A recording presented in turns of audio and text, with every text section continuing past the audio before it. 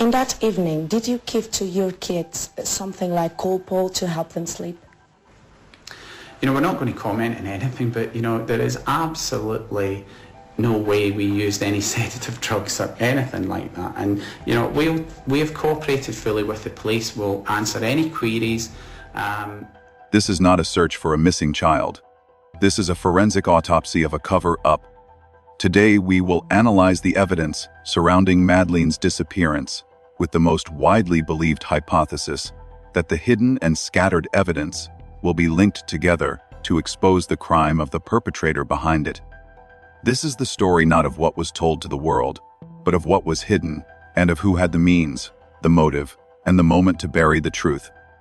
Jerry McCann was a doctor, a man of precision, routine, and control. On the evening of May 3, 2007, he faced a crisis that no script could prepare for. His daughter, Madeleine, had died suddenly and accidentally after being sedated. Not murdered, not kidnapped, a tragic accident possibly due to the parents' negligence. But instead of grief, we find choreography. Instead of chaos, we find control. Jerry did not call for help. He did not cry out. He called Kate. And together, they made a plan. We will lay out 10 pieces of evidence, physical, behavioral, and digital, that point not to an abduction, but to concealment. From the missing tennis bag large enough to carry a body, to the smell of cadaverine in the wardrobe and trunk of a rented car. From deleted blogs about a refrigerator to the hiring of top-tier lawyers within days.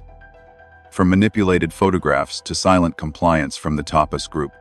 From a child who hadn't been independently seen since the morning of May 3rd, to a father seen carrying something resembling a child past 10 p.m. We are not here to wonder what happened to Madeleine McCann. We're here to find out Jerry McCann's next move.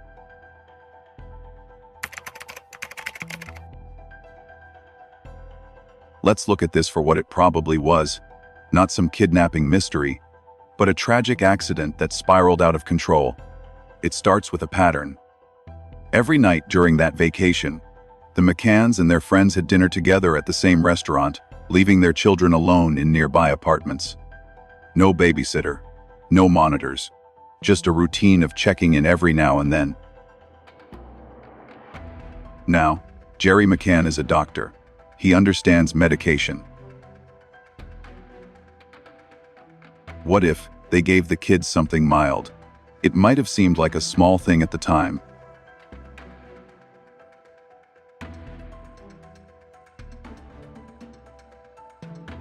But here's the thing about sedatives, they're dangerous. Especially for little kids. One wrong dose or just a child's unusual reaction, and things can go very wrong. So let's say Madeleine wakes up. She's not fully alert, still groggy, maybe dizzy from the medication. And she does what she's used to doing. She climbs onto the couch to look out the window, maybe hoping to see her parents coming back. But this time, her balance is off, her coordination is shaky, and it's quiet. Now this isn't some wild guess. It lines up with what we know about sedatives, what we know about her habits, and what we know about the apartment layout, and it makes a lot more sense than a silent intruder sneaking past everyone unnoticed. Then comes the moment that changes everything. Jerry is the one who finds her. Imagine that, walking and expecting a sleeping child and finding the opposite. A lifeless body. Panic sets in, but not the kind of panic that calls for help. Not the kind that screams into the night. Instead, it's a colder kind of panic. The kind that thinks fast. The kind that looks for a way out. He calls Kate. And instead of phoning the police, they talk, they plan. Somewhere in that awful moment, they decide to cover it up. The first place they put her might have been the couch. That would have made sense. Maybe they even considered staging it, putting Madeleine back on the sofa, making it look like she had just fallen asleep there with her favorite toy, Cuddle Cat. That toy became a strange part of the story later on. Kate was seen carrying it everywhere, even after the dog smelled cadaver scent on it. But at this stage, maybe they just wanted to make it look peaceful. But something changed. Maybe they realized it wouldn't work. Maybe the fall looked too serious, or they didn't want an autopsy. Either way, they moved on from that idea. That's when the blue tennis bag enters the story. It had been seen before in their possession, large enough to carry a child. After that night, it vanished. Nobody ever saw it again. And oddly enough, the McCanns later said they didn't even own a bag like that, despite the photographic evidence. But let's pause here.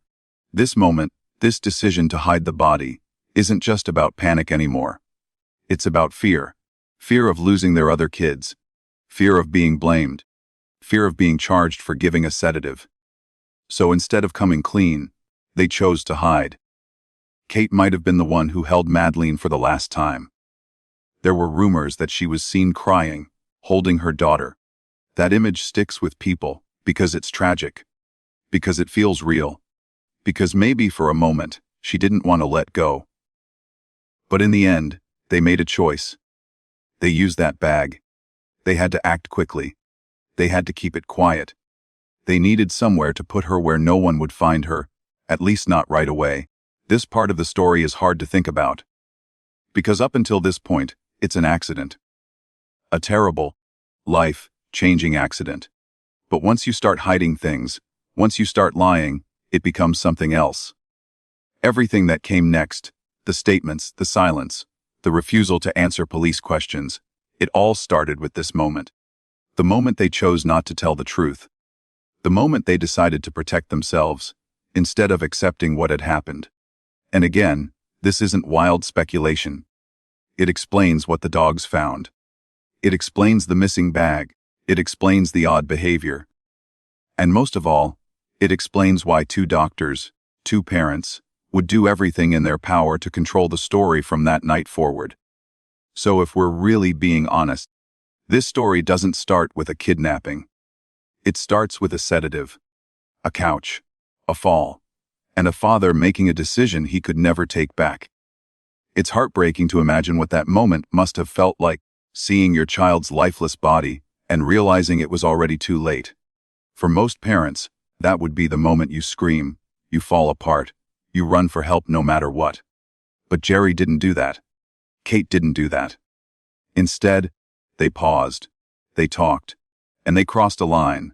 From that point forward, nothing was about Madeleine anymore. It was about them, their future, their fear of being judged, their fear of losing their other kids, their careers, maybe even their freedom.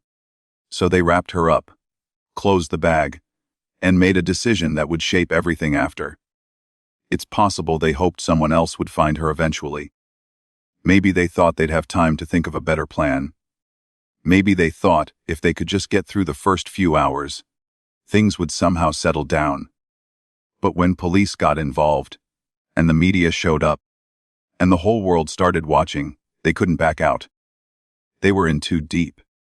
That might explain why Kate avoided answering police questions. Why both of them lawyered up so quickly. Why they took control of the story from the start and never let it go. You'd think grieving parents would be desperate for answers. But they didn't act like that. They acted like people trying not to say too much. And the way they held on to certain objects, like Cuddle Cat, almost felt like props. That toy had meaning, sure, but it also gave them something to hold on to in public. Something that made them look connected. Something that would photograph well. Everything started looking like theater.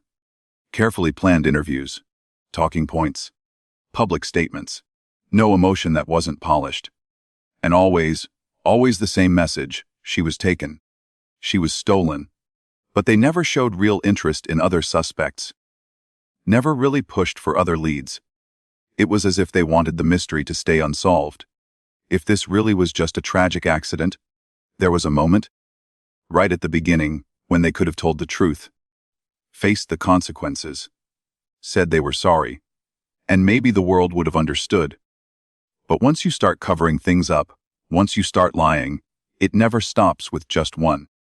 And all of it, the way they reacted, the way they planned, the way they stuck to their story, points back to that first choice, not to tell the truth. This is the moment everything changed. This is the moment the story we know stopped being about Madeleine and became about protecting a secret. Let's go back to that bag, the blue one. Photographed in the early days, then never seen again. This wasn't a small handbag or something forgettable. It was a full-sized sports bag, a tennis bag.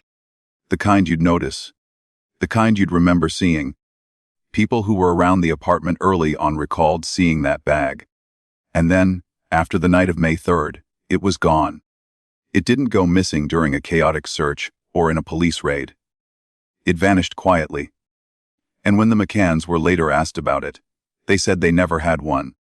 They denied owning a bag that's visible in photos taken before Madeleine disappeared. That alone raises questions. If you're innocent, why deny having a bag that's clearly pictured? Why pretend it didn't exist? Unless that bag was part of something you didn't want anyone to find out.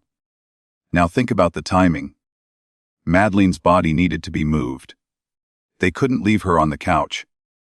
They couldn't carry her in their arms, not through a resort full of tourists. They needed something that would hide her, something that wouldn't draw attention. That tennis bag was the perfect size. It's not just about the convenience of the bag. It's about how fast it disappeared from the story. No one saw it after that night.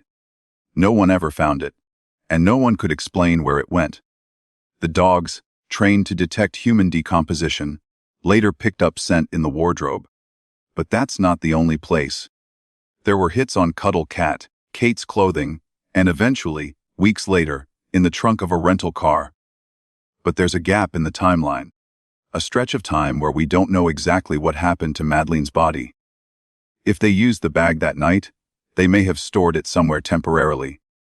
Somewhere close. Somewhere cold. And that's where the idea of refrigeration comes in. There was a blog post Jerry wrote once about replacing a fridge. Later, it was deleted. A small detail. Easy to miss. But when you're dealing with decomposition, cold storage buys time. It gives you space to think, to plan. No one can say for sure where the body went next. But the bag was never found. It wasn't in the apartment. It wasn't in the car. It wasn't in the villa they later rented. It was just gone. And the police weren't told it was missing. They weren't told it existed at all.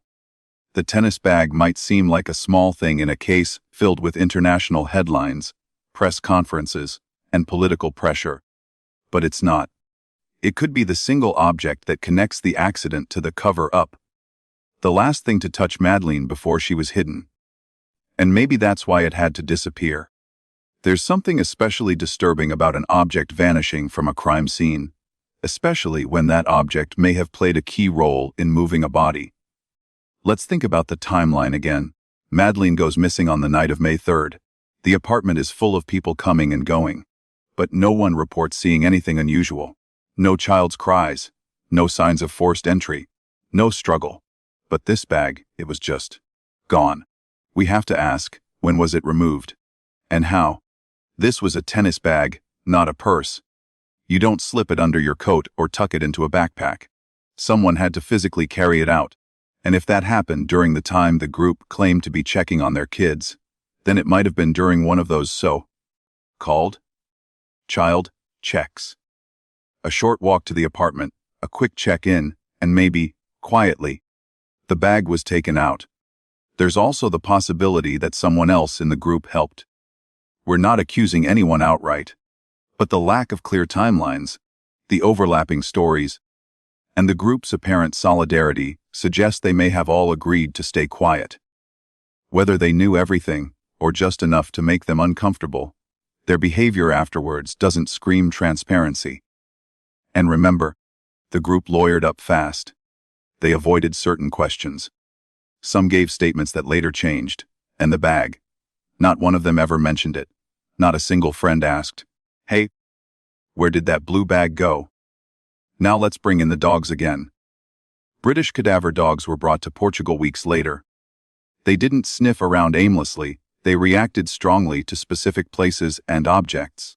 One of those was the wardrobe in the McCann's room. Another was Cuddle Cat. But the bag, it wasn't available to test. It had already disappeared. And that matters.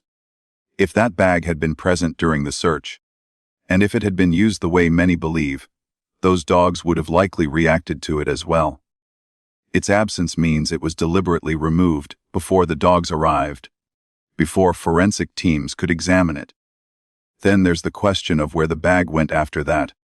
If it was used to move the body out of the apartment, where was it stored?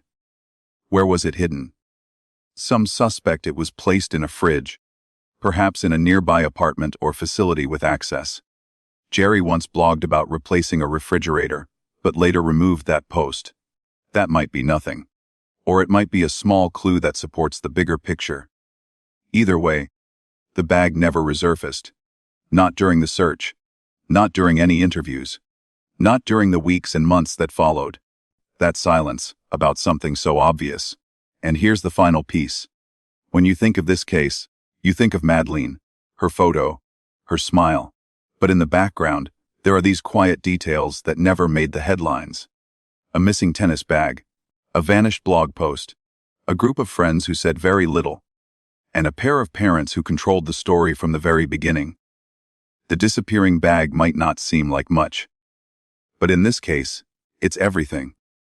It's the missing link between what happened that night and what the world was told. Let's go back to that fridge. The one Jerry mentioned briefly in his blog. The one he said he replaced himself, personally, by taking it from a rental villa to the local dump. At first, it sounds like nothing.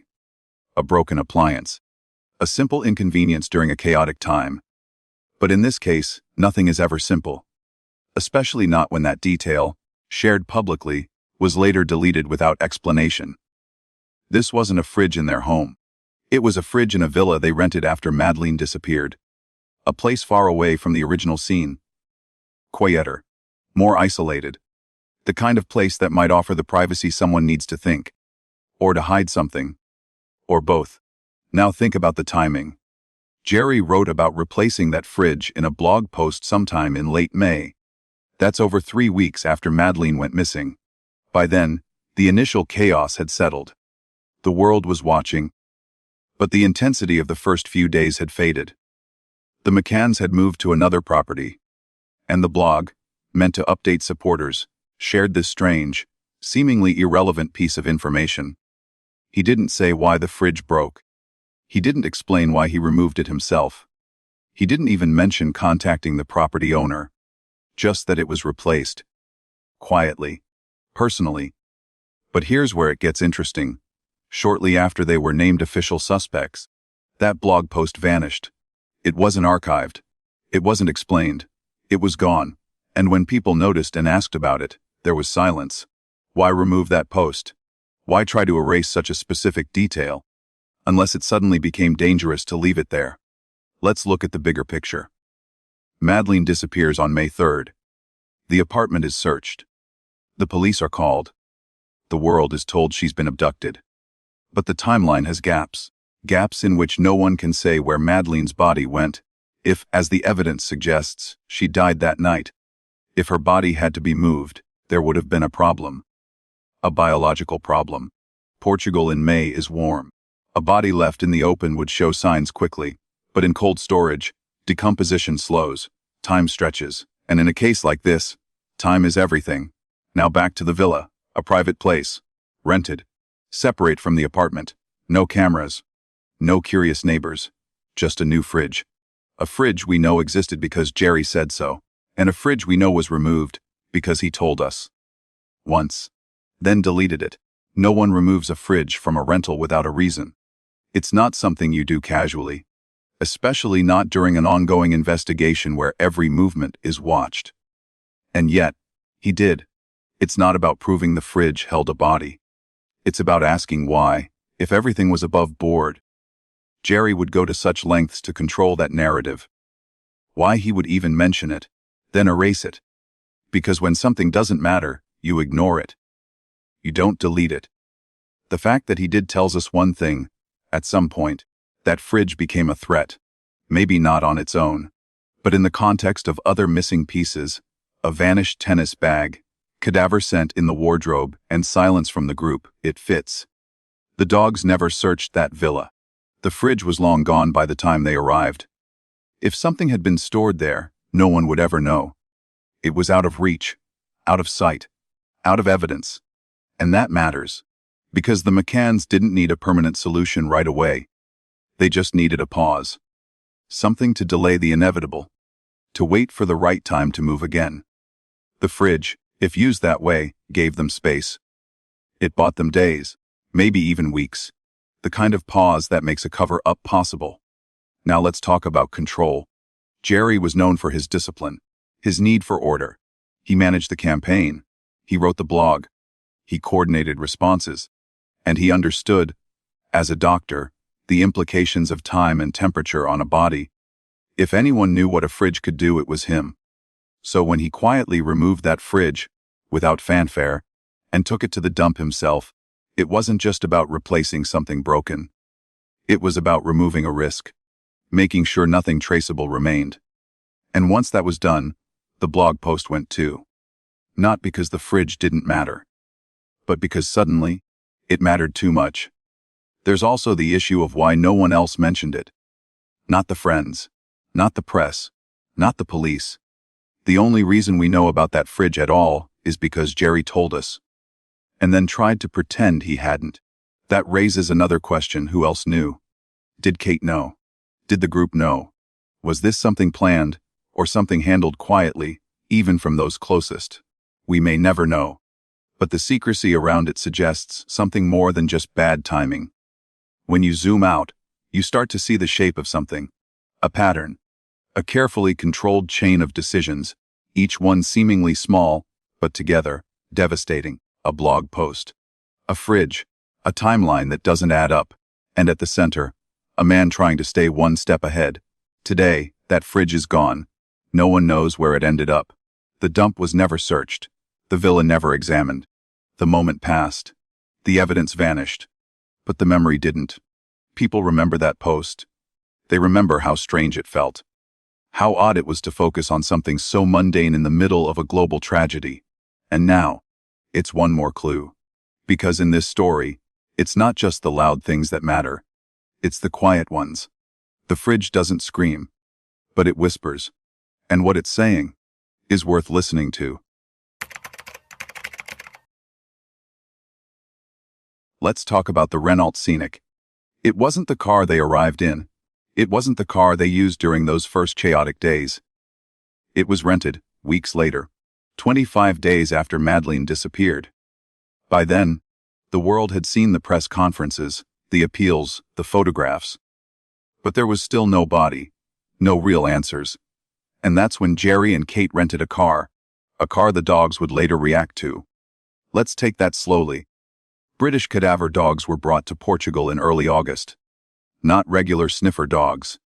These dogs were trained for one thing: to detect the scent of human decomposition. And when they were unleashed on the McCann's belongings and surroundings, something strange happened. They didn't bark at random. They didn't react to every suitcase or every shirt. They responded to specific places, specific items. One of those items was the key fob to the Renault Scenic. Another was the car itself. The dog alerted to the driver's side door, then to the trunk. Not once, repeatedly. And then the other dog, trained to detect blood, did the same. The scent of death, and the trace of blood. Both found in a car the McCanns rented long after Madeleine went missing. That raises a difficult question. If Madeleine had truly been abducted, why would her scent, her blood, end up in a car rented weeks later by her parents? The McCanns had an answer. Sort of. They said it was probably from dirty diapers, or meat, or trash. But here's the problem: cadaver dogs don't alert to diapers. They don't alert to old food. They alert to human remains. The smell of death. A smell that's chemically distinct. And once you've smelled it, you never forget. So we have a car, a dog, and a scent.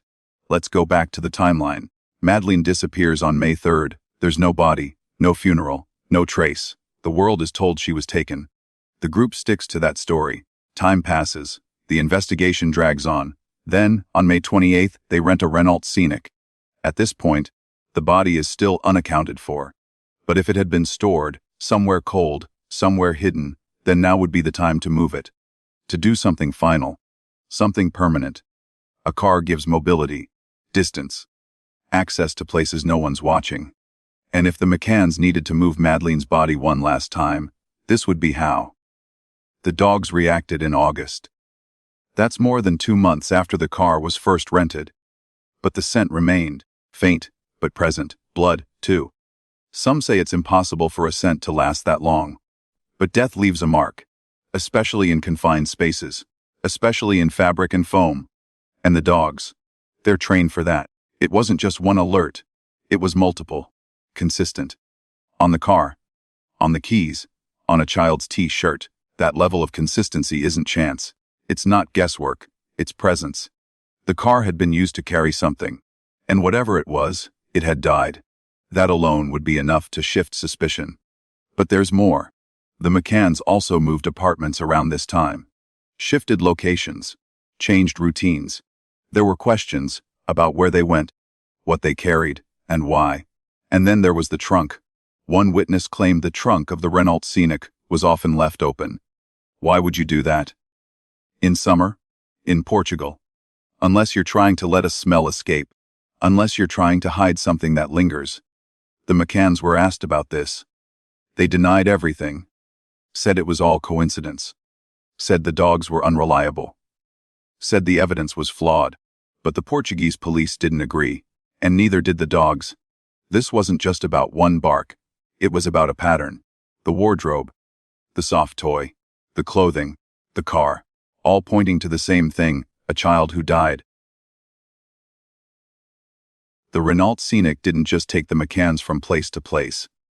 It may have taken Madeleine one last time. And that's why it matters. Let's stay with the trunk for a moment. The claim that it was left open wasn't made by police. It came from a neighbor. A regular person. Someone who noticed that strange detail because it stood out. Because it didn't make sense. And because it happened more than once. People don't usually leave trunks open in the summer heat. Not without a reason. You might do it once by accident. But repeatedly. That suggests intention. A smell. A need for ventilation. A problem you can't solve. Except by airing it out. And that brings us back to the dogs. When the British handlers brought them in, they didn't know where they were going. The dogs had no agenda. They simply responded to what they were trained to find. And the pattern of their responses, inside the apartment, on Kate's clothing, on Madeleine's soft toy, and then, unmistakably, in that RENAULT Scenic, wasn't random. The McCanns insisted it could be cross-contamination. Maybe someone carried a scent from one place to another. Maybe items got mixed up. Maybe something innocent had triggered the alert. But here's the thing about cadaver dogs, they're used in court. They've been used to find buried bodies, months or even years after death. Their success rate is high. Their training is rigorous. Their reliability, especially when multiple alerts occur across different locations, is not easily dismissed. And in this case, 2 dogs agreed. That alone should have triggered a deeper look. Instead, it triggered denial. The McCanns fought back. Not just emotionally, but legally. They brought in lawyers. Hired spokespeople. Disputed the evidence. Criticized the Portuguese investigation. Even suggested the dogs were being manipulated. At some point, the defense stopped being about proving innocence and became about discrediting everything else. Let's remember, the car wasn't theirs from the beginning. It entered the story late. Quietly. Just a rental, in a foreign country, at a time when attention was finally starting to fade. That timing matters. Because if you had something to hide, something that couldn't stay where it was, this would be the window to act. A car lets you move unseen. Especially in rural areas. Especially at night. And if the bag was still with them, if the fridge had only been a temporary fix, then the RENAULT Scenic might have been the final step. There's a theory that Madeleine's body was disposed of somewhere remote. Maybe even into the ocean. Maybe into land that would never be searched. That part may never be known. But what we do know is that the dogs picked up a trail. And the McCanns worked hard to erase it. Even when the dogs reacted to the car key, an object carried by hand, touched daily, The response was clear. That's not contamination. That's presence. Blood was also found in the car. Small traces. Enough to raise suspicion, not enough to convict. But when combined with everything else, the story starts to hold weight. And that's the point. This isn't about any one piece of evidence. It's about how they connect. You have a car that wasn't part of the original search, a car that appears weeks later, a car with dogs reacting strongly, a car whose trunk may have been aired out, a car that ends up at the center of forensic questions, and behind the wheel, the parents, not some stranger, not a suspect hiding in the shadows, the very people telling the world to look the other way. Now think about how they explained it. They didn't say, "Yes, that's strange. Let's test again." They said, "No. The dogs are wrong." That's not the reaction of someone seeking truth. That's the reaction of someone protecting a version of events. And the version they were protecting didn't include that car. But science did. The dogs, the blood, the witness testimony, the smell. All of it says the same thing: something was moved. Something that changed the story forever. And it happened in that RENAULT Scenic.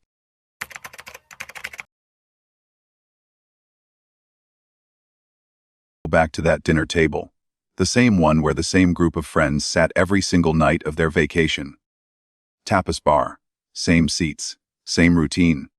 While their kids were left alone in nearby apartments, asleep, supposedly, while the adults ate, drank, and laughed just steps away. No babysitter. No monitor. Just the occasional check-in. That's what they called it. A check. Like something casual. Scheduled, planned, safe. According to the group, they had a system. Every 15 to 30 minutes, someone would leave the table, walk back to their apartment, peek in on their children, and return. Sounded responsible. Sounded believable. But when you look at it closely, it starts to feel like a script, too clean, too coordinated, like something agreed upon, not something remembered. The times they gave were almost too perfect. 8:30 p.m., 8:45 p.m., 9:05 p.m., 9:15 p.m. Everyone had their slot. Everyone claimed they checked. But who really saw them? No one. There were no surveillance cameras. No waiters confirming the coming and going. No staff who remembered parents constantly getting up from their meals. And no one, outside of that group, could confirm that Madeleine was even alive after breakfast that day. That's a chilling thought. Because if that morning was the last time she was truly seen, then everything else becomes fiction. A story told by people with something to lose. And when you think about it like that, the timeline becomes not just suspicious, but crucial. There's something else too. The Krejci record, the kids' club sign, in sheet. That was supposed to show Madeleine was dropped off, spent the day with the other children, and was picked up like usual. But there's a problem. The handwriting matches Kate's, across several entries. It doesn't look like it was filled in day by day. More like it was completed all at once. And when the nannies were interviewed, only one of them even remembered seeing Madeleine that morning. Her memory was vague, uncertain, and that's all we have. Why would a parent backfill a record? Why not let the sign reflect what truly happened? Unless, of course, they were trying to build a version of the day that made sense. That gave them an alibi. That helped establish a timeline that didn't match the truth. Now, let's talk about Jane Tanner. She was one of the friends at the tapas table. She claimed that around 9:15 p.m., while walking back to check on her children, she saw a man carrying a small child across the street. That moment became central to the story of abduction. The McCanns repeated it. Investigators followed it. Artists drew up sketches. But there's something strange. Her description of the man also changed over time. At first, it was vague, later more detailed. First, she wasn't sure. Later, she was certain. And somehow this single, uncorroborated sighting became the foundation for the kidnapping theory. But there's another witness. One who wasn't part of the group. Martin Smith. He was a tourist from Ireland, vacationing nearby. On the same night, around 10 p.m., he saw a man carrying a small girl down the street. Bare feet, pale skin, lifeless posture. And weeks later, when he saw Jerry McCann on TV carrying one of his other kids off a plane, Something clicked. The walk. The way the child was held. It matched. Martin Smith believed he saw Jerry McCann carrying Madeleine. Now stop here. Because that changes everything. If Jane Tanner's man was real, why didn't anyone else see him? Why did the McCanns hold on to that version of events so tightly? Why ignore the Smith sighting completely? Maybe because one supported their story and the other destroyed it. And then we look at the TAPAS group as a whole. 7 adults. Close friends. Not one of them ever challenged the official story. Not one of them ever went public with doubts. No one questioned the timeline. No one admitted forgetting something. Everyone stayed quiet. Even when invited to return to Portugal for more questioning, many refused. Why? Loyalty, pressure, guilt, or something else entirely. The longer you look at it, the more it feels like a wall. A coordinated effort to hold one version of the truth in place, no matter what. Some of them may not have known what really happened. Maybe they suspected. Maybe they didn't want to ask. But silence, in a case like this, isn't neutral. It's protective. And it worked. The media picked up Jane's story, drew up a suspect, gave the public someone to chase. Meanwhile, the man who looked like Jerry, the one seen by Martin Smith, was forgotten, pushed aside, never followed up. Because when the group agreed on the timeline, they weren't just building a story. They were burying the truth. And once it was buried, no one dared to dig it up again. Let's go back to the table once more. Picture the laughter, the wine being poured, the conversations flowing, everyone looking relaxed, normal. But beneath that surface, something was starting to crack. You see, when a child vanishes, panic usually follows. Parents scream, people run, chaos takes over. But not here. The reaction was muted, curated, controlled. Kate raised the alarm, yes, but only after returning from her check, in and claiming the window had been opened, the shutters lifted and Madeleine gone. But strangely, the room showed no signs of forced entry, no disturbance. And other guests nearby reported hearing no commotion, no cry, no struggle. And here's the thing, those shutters. They could only be opened from the inside. So unless someone broke into the apartment, climbed through the window, and left no trace, what are we left with? A story. A version. One that needed those shutter details to sell the idea of an abduction. The group backed it. No one blinked. No one said, "Wait, I checked just 10 minutes before, and everything was fine." They agreed on the times. They nodded at the timeline. They played their part. Some slipped up about who checked when. Some mixed up details about which child was in which room. And yet no one corrected the record. No one came forward to say, "I might have gotten it wrong." And then there's the legal protection. The lawyers. The media managers. The way the group locked down early and never looked back. From the very beginning, this wasn't treated like a family tragedy, it was handled like a crisis campaign. The TAPAS group may not have been part of the cover-up directly, but silence is powerful. And in this case, silence told the story louder than any words could.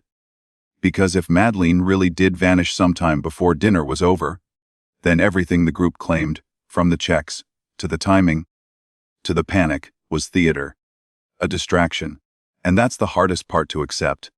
Not just that a little girl died, but that a room full of adults might have helped cover it up.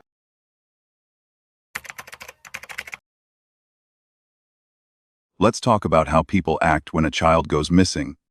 The panic, the shouting, the breaking down in public, the sleepless nights, the desperate search. That's what we expect from parents. That's what we see in nearly every other case like this. But with the McCanns, the behavior didn't match the tragedy. Not really. There was a moment, early on, when cameras caught Jerry and Kate McCann walking hand in hand, and then stopping for a hug. It should have been a moment of comfort, of grief, but something about it felt wrong. The body language was stiff.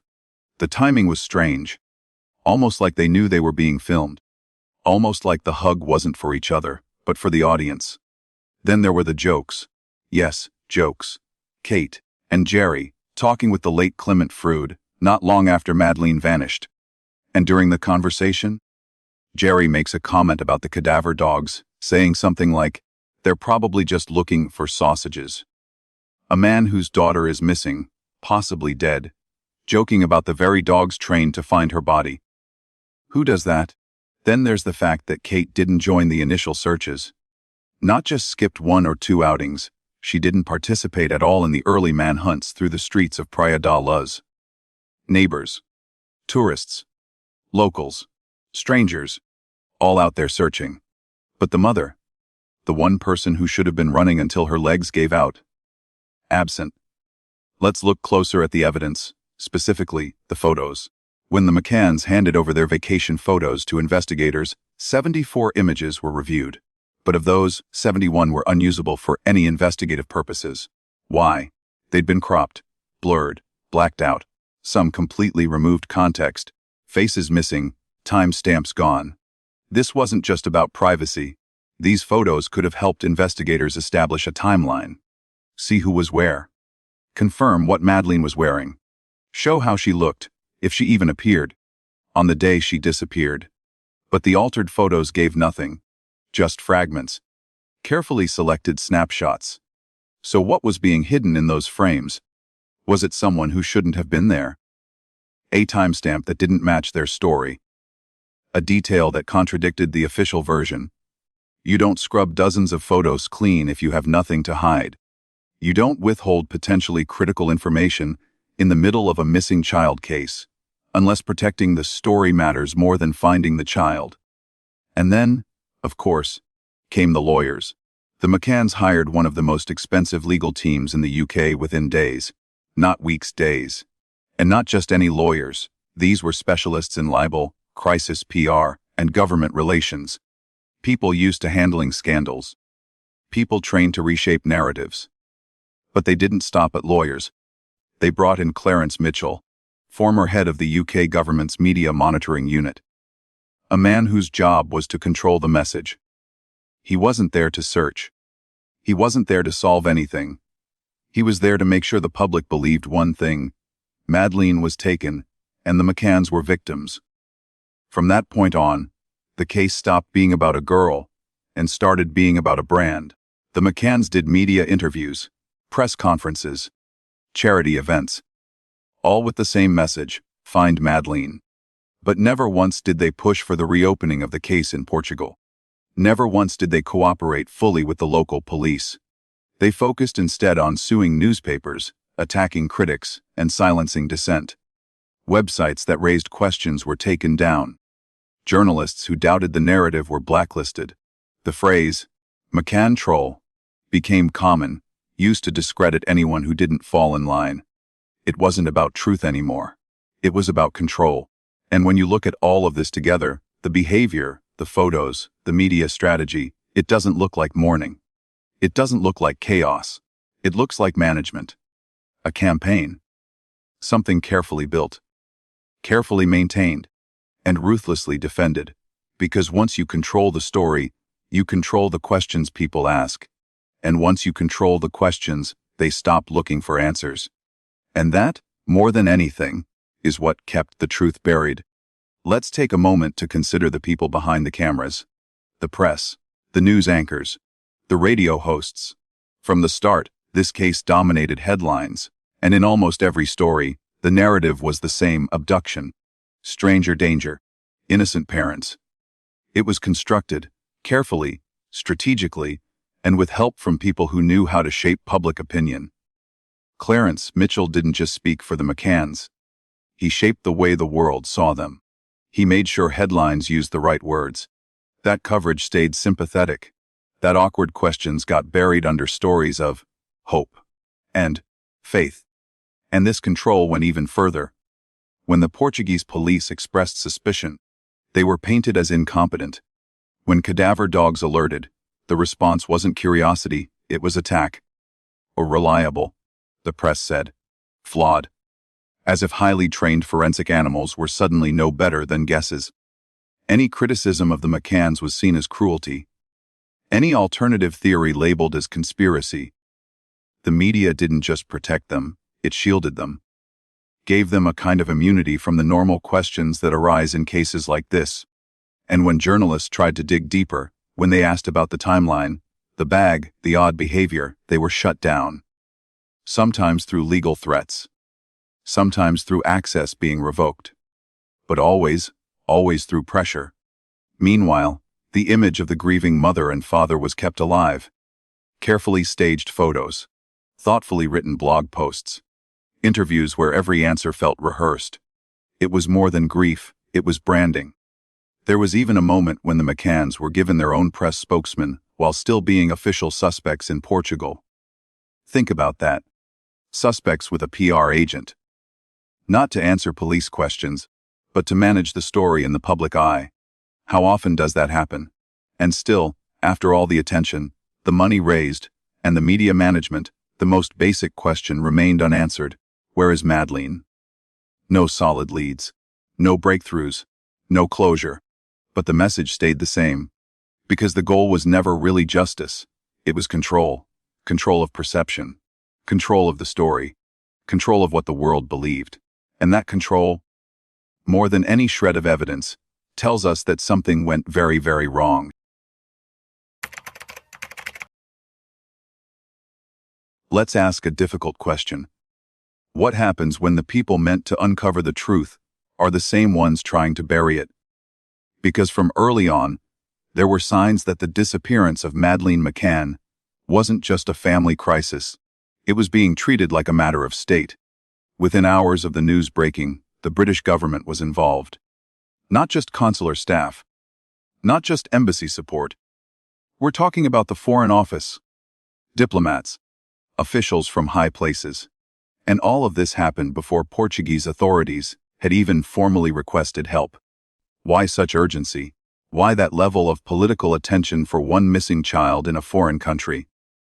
It wasn't normal. It wasn't protocol. It was something else.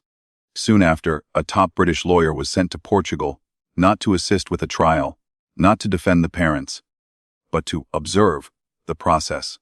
That might sound harmless, but what it meant in practice was influence.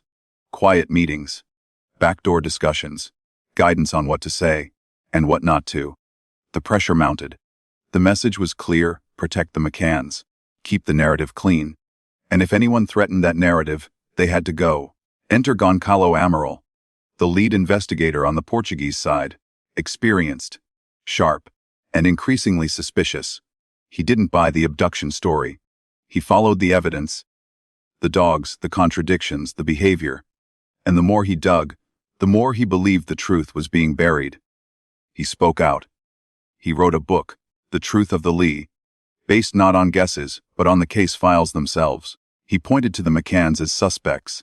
He questioned the timeline. He exposed inconsistencies. And then, the machine turned on him. Amaral was removed from the case, officially sidelined, silenced. His book was sued, banned, pulled from shelves. He was painted as bitter, dishonest, unprofessional.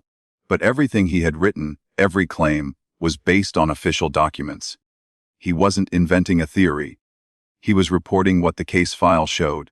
So why silence him? Why try to erase his work instead of debating it? Because his version of the story didn't fit. It couldn't coexist with the carefully curated public image. And worse, it raised uncomfortable questions about the role the British government may have played. There's another detail. A darker one. Some have suggested that efforts were made, not just to shape perception, but to find another body, a substitute. A way to bring closure without truth, a child's remains that could be misidentified, declared as Madeleine, ending the story, freeing everyone from doubt. It sounds unthinkable. But consider this, the McCanns were never charged, not even after cadaver dogs alerted, not even after DNA results showed samples consistent with decomposition, not even after they refused to answer police questions. Instead, the case was quietly closed. No suspects, no trial, no justice. And yet millions were spent. Lawyers, PR firms, diplomatic channels, all activated, all pushing a single narrative. This wasn't just about grieving parents. This was about politics. About international relations. About protecting reputations. Because if the truth had come out, if it had turned out that Madeleine died in the apartment, and her body was hidden, then not only would the McCanns have been culpable, but so would everyone who helped protect them. And that's the real scandal. Not just that a little girl disappeared, but that justice may have disappeared with her. Let's step back and consider what this really means. When a government steps in this aggressively, before an official request, it's not just about assistance, it's about optics. It's about shaping the international response. It's about control. From day one, British officials made sure that the narrative stayed simple: missing child, distraught parents, foreign police under pressure. But that's not how real investigations work. Real investigations follow facts, not feelings. And the facts were leading in another direction. Yet anyone who tried to follow that path hit a wall: legal threats, media blackout, political silence. Why was the McCann case given such high-level protection? Why were politicians issuing statements, ministers giving interviews, and government media handlers coordinating messages, as if this were a diplomatic crisis instead of a criminal investigation? There are only a few explanations. One is image. The McCanns were middle-class professionals, doctors, sympathetic, relatable. They weren't supposed to be suspects. They were supposed to be the face of parental heartbreak. Anything that contradicted that image would make the public, and the system, uncomfortable. Another is accountability.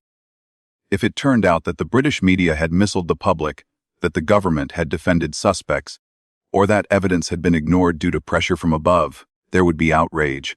And maybe more than that. There would be consequences. So instead, the pressure was directed elsewhere. Toward silencing Amaral. Toward controlling the press. Toward protecting the story, even if that meant sacrificing the truth. And here's the hardest part. Maybe we'll never know exactly how far that protection went. Maybe we'll never see the full list of meetings, the quiet favors, the messages that were passed behind closed doors. But we can see the results. A case that should have been solved with forensic evidence and honest testimony, buried under legal briefs and PR campaigns. The question isn't whether the British government helped. It's why.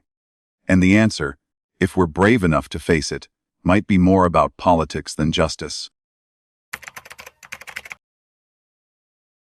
Let's ask what no one seems to want to answer. How does a case with cadaver dogs, inconsistent timelines, deleted records, a vanished bag, and political interference result in 0 charges? Not one person. Not a single indictment. In a case that sparked international attention, generated millions in donations, and pulled in law enforcement from 2 countries, how did it end with nothing? This isn't a case of innocence. It's a case of silence, powerful, strategic, and enduring. The kind of silence that's louder than a confession. There was no trial, but there was a pattern. A pattern of contradictions, of evasion. Consider the parents' behavior in the days that followed. No public breakdowns. No urgent door-to-door searches. Kate stayed inside while others searched. Jerry gave press conferences as if nothing had unraveled their lives. They denied owning a blue tennis bag, even though it appeared in photos before May 3rd. Why deny something so small, unless it wasn't? Unless it was used for something they couldn't explain. That denial wasn't just about an object. It was about avoiding the one piece of evidence that may have carried the truth, literally. And then there were the dogs. Specially trained, reliable cadaver dogs, brought in from the UK. These weren't conspiracy theorists or amateur psychics. They were professionals. And they reacted, strongly, to places connected to the McCanns. The wardrobe, the rental car, Kate's clothes, Cuddle Cat. Still, authorities said the alerts were inconclusive, not false, just not enough, despite research backing their accuracy, despite how rarely they're wrong. The evidence was present, but the will to act on it wasn't. Giancarlo Amaral tried to tell the world. He followed the file. He trusted the process, and for that, he was punished. His book, The Truth of the Lee, didn't invent facts. It cited police files. It questioned behavior. It did what investigators are supposed to do, raise the hard questions. And yet he was treated like a criminal for asking them. This is how silence is maintained. Not through lack of evidence, but through pressure. through lawsuits, through character assassination, through legal costs and media campaigns. Ask yourself, who benefits from that silence? Who gains from a narrative that never changes, even as the facts scream for revision? The system didn't fail because there was no evidence. It failed because too many people had too much to lose if that evidence led somewhere real. Some say silence is neutral, but in this case, it was lethal. Because silence protected not a missing child, but a failing story. It protected not justice, but comfort. Comfort for those who didn't want to know. For those who feared what truth would demand. And in the end, that silence told us everything. Let's take a moment to consider just how much silence had to be maintained to keep this case from reaching a courtroom. It wasn't just the McCanns who stayed quiet. It was their friends, the TAPAS group, who gave strangely coordinated statements, who avoided hard questions, who collectively decided not to speak to the press again after suspicions grew. That's not how truth spreads. That's how it's contained. The British media helped too. After an initial wave of skepticism, coverage shifted to emotional appeals, to campaigns, to "Find Madeleine," posters and bracelets. It was branding. A missing child became a movement, one controlled tightly by the parents and their media team. The very act of questioning them became taboo, labeled as cruelty or conspiracy. And those who did question, they faced lawsuits, public shaming, legal bills they couldn't pay. The message was clear: stay quiet or pay the price. Even years later, when new leads turned up, never related to the parents, the press recycled the same message: stranger danger, foreign kidnapper, no answers. It was safer that way, less risky, easier to stomach than the idea that something had gone wrong inside apartment 5A, and that those responsible were protected. And maybe the silence wasn't just emotional or legal. Maybe it was strategic. Because charging someone in a case like this doesn't just lead to a trial, it leads to discovery, to opening boxes of records, messages, calls, notes, to uncomfortable truths. And if too many people were involved in crafting a narrative, then exposing one lie risks unraveling the whole thing. So instead, the case became a circle. No charges, no trial, just repeated announcements of new inquiries and fresh hope. The illusion of progress without real consequences. The silence wasn't passive. It was manufactured, maintained. And that silence is the loudest answer we've gotten. Because in a case full of signs, clues, and contradictions, there was always one thing missing: the will to speak plainly. To admit that something terrible happened. And that justice never got the chance to do its job. This theory was never about proving murder. It was about connecting what's been ignored. It was about pulling together the threads: sedation, a fall, a hasty cover-up, political interference, and a media machine that shaped a narrative no one was allowed to question. Let's go back to the core of this theory. Madeleine McCann did not disappear into the night. She died before dinner. It was not a kidnapping but an accident. And buried beneath a desperate lie. The blue tennis bag wasn't a mystery. The fridge wasn't coincidental. It was a hiding place. And the silence that followed wasn't confusion, it was strategy. They didn't act like parents searching for their missing daughter. They acted like people managing a crisis. They skipped the panic. They skipped the chaos. They hired lawyers. They avoided questions. They created a brand. Find Madeleine was everywhere, but the evidence was going nowhere. From the start, the narrative was crafted with precision, not grief, and they were protected. The involvement of high-level political figures and a PR machine with government ties isn't normal for a missing child case. Neither is the coordinated media support, the suppression of dissenting voices, or the erasure of key evidence like a blog post about a fridge or dozens of unusable photos. This wasn't just a family in mourning. It was a system preserving an image. But even now, the case still leaves behind questions that refuse to fade. If the blue tennis bag wasn't important, why did it appear in early photographs and then vanish? Why deny owning it when the proof is right there in the frame? If the DNA in the trunk wasn't Madeleine's, Whose was it? And why would cadaver dogs, so highly trained and consistent, react so clearly to that same location? If the McCanns were victims, why didn't they answer the 48 questions posed by police? What grieving parents would turn away help, avoid transparency, and threaten those who searched too closely? These aren't accusations, they're questions. Questions that deserve answers. Questions that justice demands. But instead of answers, we were given distractions. New suspects. New sketches. Recycled hopes. Always just enough to keep attention high, but never enough to resolve the truth. Sometimes, the truth doesn't vanish, it gets buried.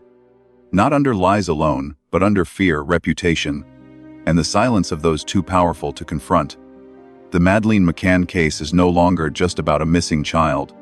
It's about what happens when narrative replaces evidence, when emotion eclipses reason, when a well-managed story is allowed to overwrite uncomfortable facts. The lesson here isn't just about justice.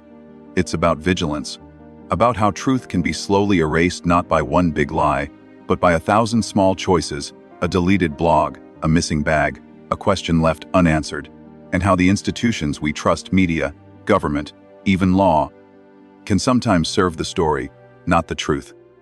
Madeleine didn't need a brand. She needed the truth. And the world needed the courage to face it, no matter how devastating it might be. In the end, silence didn't protect her. It protected those who failed her. We owe it to her, and to every voiceless victim, to keep asking the questions no one wants to answer.